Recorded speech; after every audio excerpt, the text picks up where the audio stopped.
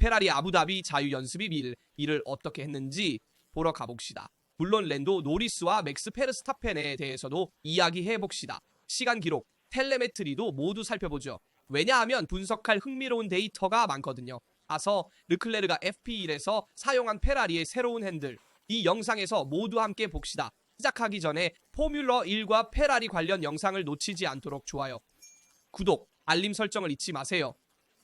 모든 지지, 댓글과 논의에 진심으로 감사드립니다. 댓글을 통해 다양한 주제를 깊이 있게 다룰 수 있습니다. 이제 바로 보러 가봅시다. 여러분, 르클레르가 FP2에서 했던 팀 라디오로 시작하고 싶습니다. 해밀턴은 FP2를 건너뛰고 FP2부터 차에 타서 그의 기록은 다소 상대적입니다.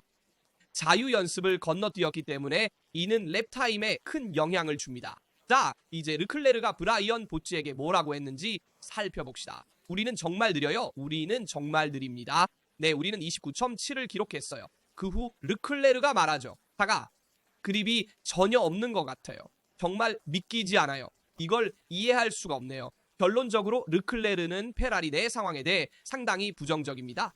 성과도 이를 보여줍니다. 이게 자유연습 2의 순위입니다. 우리는 뛰어난 노리스, 괜찮은 페르스타펜, 그리고 나중에 기록도 분석할 예정입니다. 러셀도 단일 랩에서 좋았고 페라리 중 가장 빠른 단일 랩 기록은 노리스보다 0.5초 뒤에 있었습니다.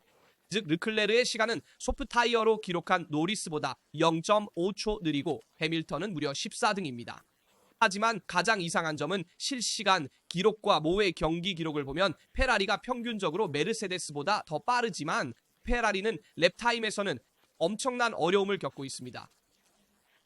왜일까요? 지금 텔레메트리로 이유를 함께 살펴보죠. 하지만 먼저 자유연습 1에서 페라리가 테스트한 핸들을 보여드리고 싶습니다. 위에는 아서 르클레르가 검은 헬멧과 새로운 핸들을 착용하고 있습니다. 아래에는 샤를 르클레르가 구형 핸들을 사용하고 있습니다. 자, 새로운 핸들은 무엇이 바뀌었을까요? 기본적으로 피트 리미터 버튼을 이동시켰습니다. 그래서 전자관리 버튼보다 더 안쪽에 배치했습니다. 이는 내년을 대비해 이런 테스트를 하는 것이 중요합니다. 내년에는 랩 중 최대의 전기 에너지를 사용할 수 있도록 더 잘 관리해야 하고 빨리 소진하지 않아야 합니다. 따라서 전자장치 관리가 더욱 심화될 것이며 버튼을 손가락 가까이에 배치하는 것이 중요합니다. 그렇지 않으면 핸들 안쪽으로 찾아가는 것이 더 복잡합니다. 그래서 핸들의 인체공학적 설계도 매우 신경 써야 하고 내년을 대비해 아부다비에서부터 어떻게 핸들을 세팅할지 제대로 파악하는 것이 중요합니다. 페라리가 형상면에서 레드불과 유사한 핸들을 만들었다고 했으며 많은 사람들이 그것을 외세 핸들과도 비교했으며 이미지를 보여드리겠습니다. 이것이 웨츠에서 사용되는 핸들로 형태가 꽤 유사합니다. 샤를 르클레르가 모노포스트의 제어를 잃고 5번 코너에서 스핌을 한순간을 보았습니다. 그리고 여기서 아서 르클레르가 그것을 재미있게 코멘트했습니다. 르클레르가 팬들을 위해 몇 번의 번아웃을 하고 싶어 했던 것 같아요. 리카르도 아다미가 답변합니다. 네, 그는 5번 코너에서 스핀을 했어요. 6번 코너로 가는 직선전에 돌아오는 이 코너를 보세요. 그 코너는 페라리에게 중요한 지점입니다. 이번 시즌에 보았듯이 돌아오는 모든 코너에서 더 많은 스티어링 입력이 필요하고 페라리가 그 지점에서 많은 어려움을 겪습니다. 르클레르가 그 스핀을 하며 어려움을 겪었고 루이스 해밀턴도 어려움을 겪었습니다. 스핀을 함께 보러 가봅시다. 소프트 타이어로 제어를 잃은 모습을 보았습니다. 입구에서 정말로 그립이 없었던 것 같습니다. 샤를이 팀 라디오에서 말했던 것과 같습니다. 이 모노포스트에는 그립이 없고 여기서도 확인되었습니다. 아부다비는 첫 세션 초반에는 그립이 거의 없다가 점점 증가하는 트랙으로 트랙의 변화가 아주 크다는 걸 알고 있습니다. 그리고 타이어 컴파운드 간 차이는 하드와 미디엄이 거의 비슷해서 둘 사이에는 0.2초 차이만 있고 당연히 미디엄이 조금 더 빠릅니다. 반면 소프트 타이어는 미디엄과 하드보다 0.6초 더 빨라서 훨씬 높은 속도를 보여줍니다. 그래서 이 타이어는 확실히 높은 성능을 발휘합니다. 그럼에도 불구하고 샤를은 제어를 잃었고 이 경우에는 팬들을 위해 몇 번의 번아웃을 했습니다. 페라리를 보았고 이제 경기 페이스를 보겠습니다. 여기 있습니다. 이는 페르스타펜, 노리스, 안토넬리, 르클레르, 해밀턴, 러셀, 피아스트리의 차이를 순서대로 나타냅니다. 그리고 특히 강조하고 싶은 것은 르클레르를 비교해 봅시다. 페르스타펜도 분석해 볼 것이지만 르클레르와 러셀을 비교해 보면 이 둘이 첫 번째입니다. 처음에 미디엄 타이어로 시작하는 리듬을 보면 르클레르가 34, 34, 33, 32, 30, 29.6, 29.6, 29.5, 29.5, 29.9로 일정하게 시작합니다. 르클레르의 좋은 리듬입니다.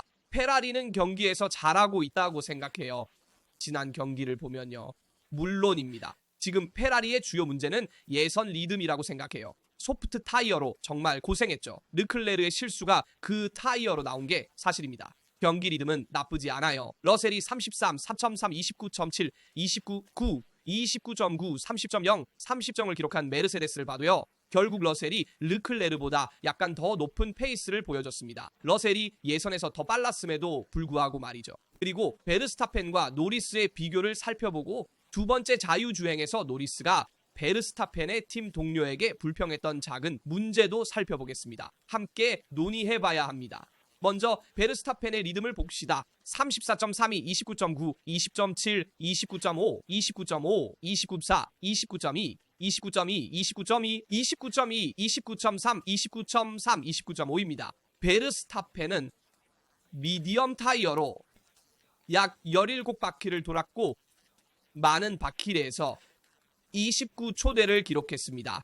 베르스타펜의 리듬은 페라리보다 조금 더 좋은 것 같습니다. 르클레르는 적은 바퀴를 돌았기 때문에 베르스타펜의 리듬이 좋았죠. 그러나 노리스는 놀라운 리듬을 보여줬습니다. 29.3, 29.0, 29.4, 29.3, 29.0, 29.2, 29.1, 29.4를 기록했습니다. 29초대에서만 달리고 30초대는 없었습니다. 아주 흥미로운 점을 보여드리고 싶습니다.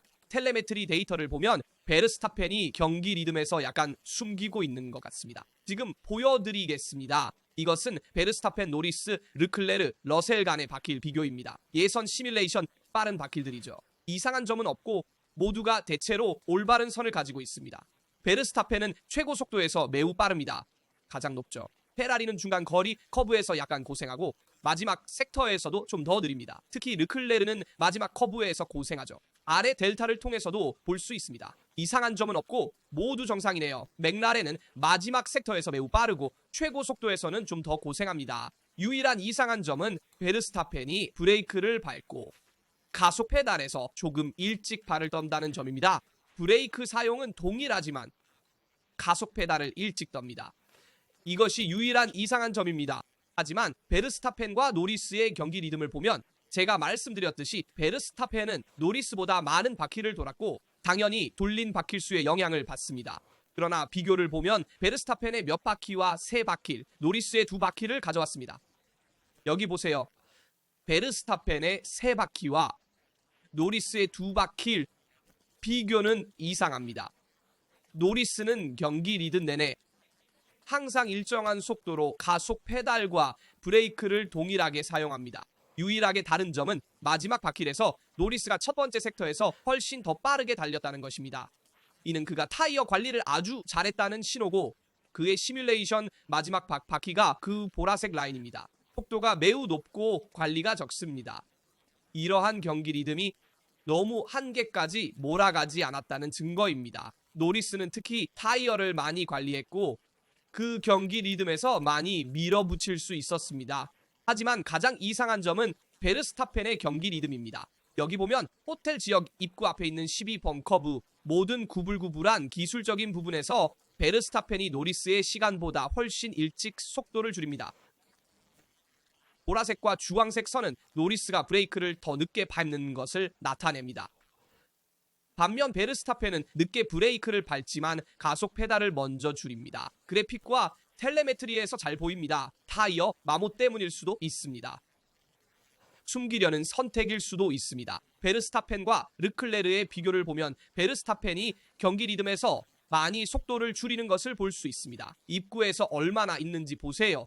즉 베르스타펜 다운 브레이크가 아닙니다. 그 커브에서 그렇게 많이 줄였다가 마지막 섹터에서 더 빠를 수 있다는 게 좀 이상합니다. 입구에서 많이 줄이는 건 정말 이상합니다. 이것을 말하면서 커브 자체가 중요한 게 아니라 베르스타펜이 그 커브에 들어가기 전에 많이 줄인다는 사실이 중요합니다. 여러 번 반복되는 일입니다. 제 관점에서는 정상적이지 않습니다. 예선 시간을 보면 보통의 입구와 강한 브레이크를 하고 있습니다. 그래서 이것은 약간 이상하고 평가가 필요한 점입니다. 틀리지 않았다면 이게 빠른 커브니까 12번 커브가 맞을 겁니다. 틀리지 않았다면요. 어쨌든 12번 코너에서 진입 시 많이 가볍게 하는 걸 볼 수 있습니다. 그래서 이 선택이 특이합니다. 또한 엔진 측면에서 레드불이 맥라렌보다 유리하다는 것을 알고 있습니다. 레드불이 신선하고 새로운 엔진을 가지고 있기 때문입니다. 브라질에서 레드불이 사용한 엔진에 대해 많은 논란이 있었고 그 엔진을 페르스타펜과 츠노다의 차에도 교체했습니다. 그리고 맥라렌은 말했습니다. 성능 때문인가요? 아니면 신뢰성 때문인가요? 그들은 신뢰성을 위해 변경했다고 주장했고 맥라렌은 성능을 위해 변경했으므로 예산 한도에 포함되어야 한다고 주장했습니다. 하지만 그들은 그것을 제외시켰습니다. 그래서 이에 대한 약간의 논쟁이 있었고 그 후 레드불이 그 엔진을 장착했고 더 이상 논의가 없었습니다. 하지만 레드불이 직선에서 더 빠른 이유는 맥라렌보다 가벼워서 더 효율적이고 신선한 엔진을 가지고 있기 때문입니다. 그래서 이것은 중요한 점입니다. 당연히 피아스트리의 성능도 강조하고 싶습니다. 피아스트리 노리스 비교를 함께 보자면 피아스트리는 루키 세션이 있었음에도 불구하고 F2를 건너뛸 수밖에 없었고 맥라렌에서도 페라리처럼 같은 선택을 했기 때문에 FP2를 건너뛰고 FP2에만 참가했습니다. 하지만 두 명의 파일럿이 세계 대회를 위해 싸우고 있는데 한 명을 자유연습을 건너뛰게 만드는 것은 관리가 최적화되지 않았다는 것을 이해할 수 있습니다. 페르스타펜과 노리스 모두에게 피아스트리에 대한 큰 불리한 점입니다. 그래서 이것은 주목할 만한 점입니다. 그리고 실제로 리듬도 약간 높았고 29.8, 29.5, 29미, 29.6, 30.3, 29.8로 페르스타펜보다 더 느린 속도로 달렸습니다. 그래서 피아스트리는 이 순간에 페르스타펜보다 더 어려움을 겪고 있다고 봅니다. 반면 노리스는 앞서 있습니다. 루이스 해밀턴에 대해 이야기해야 한다면 그도 자유연습 1을 건너뛰었음을 고려하면서 그의 속도도 살펴봅시다. 그는 1.3338, 33.6, 33, 31.1, 29.7, 31.1, 28.9를 기록했습니다. 그 28.9는 약간 희망을 주겼지만 다른 모든 라운드는 매우 느렸습니다. 결국 관리하기 어려운 리듬이며 해밀턴은 레이스 페이스에서 많은 어려움을 겪었습니다. 이것은 확실합니다. 이 소년은 무엇을 하고 있는 걸까요? 거의 사고를 낼 뻔했어요. 노리스는 매우 느리게 움직인 페르스타펜의 움직임을 비난하며 라디오로 말했습니다. 결국 세계 대회를 위해 싸우고 있는 노리스의 약간의 긴장감이 보입니다. 우리는 또한 마인드 게임, 즉 페르스타펜이 기자회견에서 사용한 정신적인 게임을 보았습니다. 페르스타펜, 노리스, 피아스트리에게 공간을 남겨두었습니다. 페르스타펜은 말했습니다. 아, 네, 그 컵을 잘 알고 있습니다. 집에 4개 더 있고 결국 똑같고 내 서명도 있습니다. 그래서 잘 알고 있습니다. 그리고 그가 세계 챔피언을 4번이나 했다는 점을 강조하며 맥라렌에게 압박을 가하고 이 경우에도 페르스타펜은 트랙에서 완전히 깨끗하지 않을 수도 있지만 여전히 노리스에게 약간의 압박과 긴장을 줍니다. 하지만 주의하세요. 중요한 사항에 대해 이야기하고 싶습니다. 일요일 경주에 주목하세요. 제 생각에 레이스 페이스를 보고 모든 사람의 리듬을 보면 우리가 예상치 못한 선택을 볼 수도 있습니다. 어떤 걸까요? 아마도 몇몇 드라이버가 미디엄이 아닌 소프트 타이어로 출발할 수도 있습니다. 안전차가 있을 수도 있기 때문에 소프트 타이어로 출발하는 사람이 유리할 수도 있습니다. 그래서 배제할 수 없는 선택입니다. 카타르에서도 일찍 안전차가 나왔고 소프트 타이어를 장착한 사람은 즉시 2점을 얻었습니다. 그래서 2점에 주목하세요. 페르스타펜도 소프트 타이어로 출발할 가능성이 있습니다. 레이스 페이스와 타이어 조건이 같을 때 노리스와 경쟁할 기회가 전혀 없다는 것이 보입니다. 그래서 이것을 도발로 남겨두며 주의하시고 맥라렌이 레이스를 위해 2개의 하드 타이어를 준비해 놓았다는 점을 강조해야 합니다. 안전차가 있다면 새 하드 타이어로 교체할 수 있는 타이어가 있다는 것을 의미하므로 이 점에도 주목하세요. 더터 업스의 매우 흥미로운 댓글을 보여드리겠습니다. 맥스의 타이어가 약간 지치는 것처럼 보였고 11번째 라운드부터 맥스가 높은 129의 속도로 달리고 있었습니다. 첫 7바퀴에서는 맥스가 낮은 129의 속도로 달렸고 맥스는 또한 차가 많이 튀어오르기 시작했다는 점을 강조했으며 즉 많은 점프, 많은 바운싱이 있었고 이는 당연히 좋지 않습니다. 하부와 관련해서 맥라렌이 지금 좀 낮게 달리고 있을 수도 있고 주말 동안 맥라렌이 정말로 재앙이 될 수 있는 실격을 피하기 위해 차체를 높일 것인지 지켜볼 것입니다. 그래서 이 불확실성에도 주목하세요. 브레이크 부스tet의 매우 흥미로운 댓글을 읽어드리겠습니다. 페라리와 관련하여 11바퀴 후에 강조된 점입니다. 평균적으로 노리스보다 0.016초 뒤처져 있었고 소프트 타이어를 장착하면 0.5초로 늘어납니다. 이 점을 절대 이해하지 못하겠지만 페라리가 미디엄 타이어로도 여전히 여리 노리스의 리듬을 유지하고 있다는 강조했습니다. 처음에는 그러했지만 소프트 타이어로 교체 후에는 르클레르가 맥라렌의 성능을 유지하는데 더 큰 어려움을 겪었습니다. 이는 또한 우리가 마지막 섹터에서 운전하기 어려운 페라리를 보았기 때문입니다. 어쨌든 르클레르의 32번은 마지막 섹터에서 운전하기 어려운 페라리를 다시 한번 강조합니다. 마지막 섹터는 가장 운전이 많은 곳으로 어려운 곳이며 F14T와 비슷한 페라리를 약간 떠올리게 했습니다. 알론소도 아부다비에서 항상 마지막 섹터에서 힘들어했던 것을 기억하실 텐데 진입 시 언더스티어와 출구 시 오버스티어가 있었기 때문입니다. 바로 그 점이 페라리에게도 동일하게 발생하고 있습니다. 마지막 커브에서 많은 수정이 이루어졌으며 호텔 아래의 왼쪽 두 커브에서도 그러했습니다. 결론적으로 페라리는 마지막 섹터에서 많은 어려움을 겪고 있으며 특히 운전 성능이 완벽한 맥라렌에 비해 그러합니다. 르클레르가 마지막 섹터에서 힘들어할 수 있지만 페르스타펜도 마지막 섹터에서 어려움을 겪으며 그러나 많은 직선 구간이 있는 두 번째 섹터에서 회복합니다.